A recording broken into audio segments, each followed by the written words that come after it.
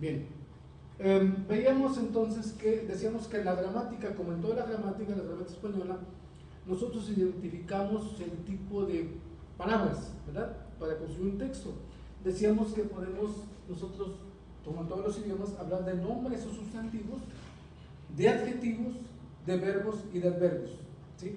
Aquí vamos a ver un tanto los indicios de subjetividad desde la manera de la forma de cómo utilizamos las palabras en un texto, en este caso, bueno, en un texto. Decíamos que hay algunos sustantivos que esconden juicios de valor, ¿sí?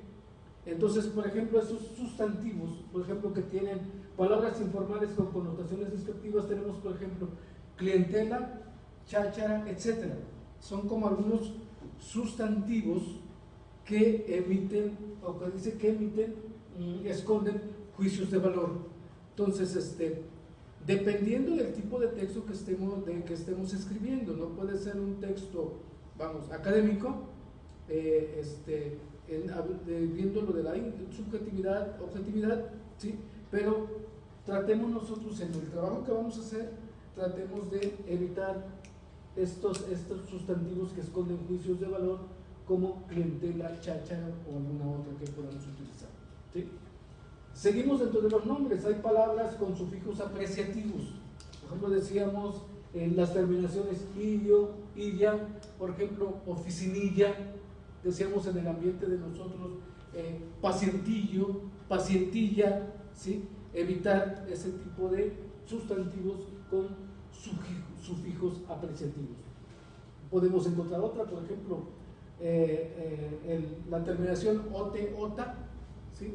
Que también, por ejemplo, podemos hablar de la directorete, cuando hablamos de algún director, ¿sí? Alguna directorete, y así sucesivamente, ¿no? Cuando hablamos de la bacteriola, pues son algunos sustantivos con sufijos apreciativos. La otra parte, hay nombres, son metáforas que aportan connotaciones populares. Por ejemplo, laboratorio como cafetera, ¿sí? Es decir, a veces ahora nosotros estamos muy dados a que estamos en algún lugar, en alguna cafetería, utilizamos, o cafetería, ¿sí? Y utilizamos así sustantivos de una manera más, como dice, a connotaciones muy populares, ¿no? Por ejemplo, en el caso de ahora, cuando alguien nos está observando en un salón de clase, ay, me siento como de Big Brother, ¿no?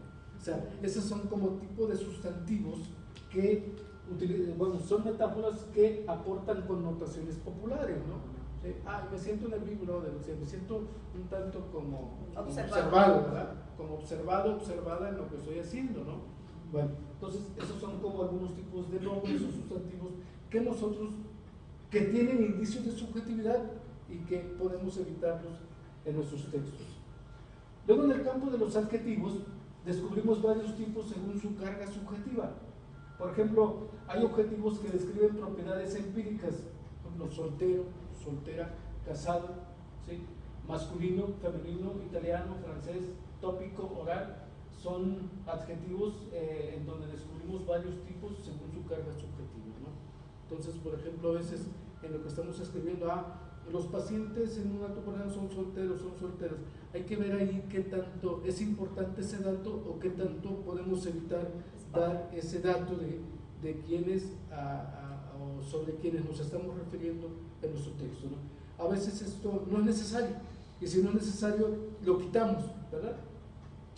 Hay también algunos adjetivos valorativos que dependen del punto de vista del autor. Por ejemplo, grande, pequeño, caliente, frío, abundante, escaso, ¿sí? En algunas ocasiones, cuando vamos revisando el texto o vamos haciendo ya la edición del texto, a veces evitamos ese tipo de adjetivos, a veces en sus textos que hemos corregido se los he ido quitando, ¿no? Y nos quedamos únicamente con la información que requiere el lector. Esto, ¿por qué? Porque estos adjetivos están dando es algo valorativo que están dependiendo mucho del punto de vista de nosotros, y hay que dejar que el lector, ¿sí? Exprese también su propio punto de vista. Hay también, por ejemplo, adjetivos subjetivos que implican juicios de valor como bueno, malo, bonito, feo, ¿no? O sea, la terapéutica es buena, la terapéutica es mala, eso hay que evitarlo nosotros, porque para darle oportunidad al lector a que los lectores vayan un tanto descubriendo la bondad o la parte subjetiva de todo ello, ¿no? ¿Sí? Entonces, esos son algunos indicios de subjetividad. La otra parte, en la cuestión de los verbos, dice, algunos verbos subjetivos de sentimiento o los denominados dicendi muestran la actitud del autor, los famosos dicendi, lo que se dice, ¿no? Por ejemplo, en el área de los verbos subjetivos tenemos que contienen juicios de valor como chillar por gritar. Alguien está chillando, alguien está gritando, ¿sí? Perpetrar o cometer por hacer, perpetrar, chillar por gritar. A veces estamos nosotros, los estudiantes, en lugar de decir, gritaba cuando se estaba aplicando la terapéutica X, vamos a decir la naturopatía, vamos a decir mecánica, ¿no? ¿Sí? El paciente o el consultante gritaba, y a veces decimos, el consultante chillaba. Entonces, evitar ese tipo de verbos que son subjetivos. Verbos de sentimiento con valor expresivo como gustar, apreciar, odiar, estimar, desestimar. Son también algunos de los verbos que implican subjetividad. Verbos dicendi con el valor de decir, por ejemplo, afirmar, criticar, sostener, preguntar y insinuar. ¿Sí? Esto nos habla de algo de la parte de la subjetividad, indicios de subjetividad. Adverbios, como distinguimos varios tipos de adverbios según su carga subjetiva. Hay adverbios subjetivos, muestran la actitud del autor, ¿sí? Obviamente, quizá. ¿Sí? A veces estamos escribiendo algo sobre, obviamente, la terapéutica o obviamente la naturopatía, el impacto que tiene obviamente, o sea, es el autor el que está comentando esto y muestra la actitud del autor. Obviamente, quizá, sin duda, ciertamente, seguramente, lamentablemente, afortunadamente, ¿sí? Son adverbios que utilizamos y que están mostrando la actitud del autor del texto, ¿sí?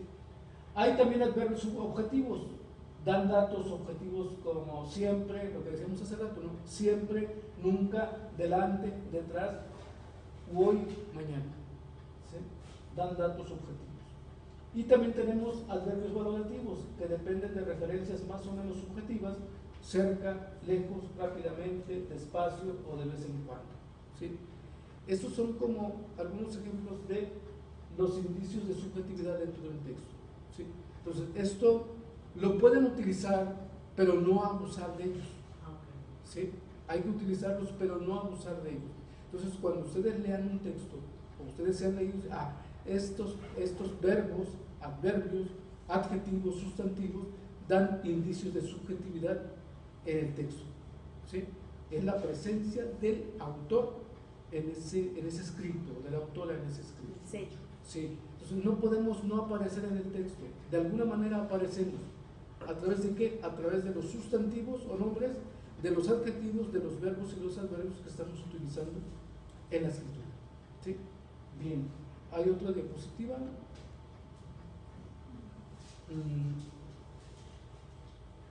Solo utilizar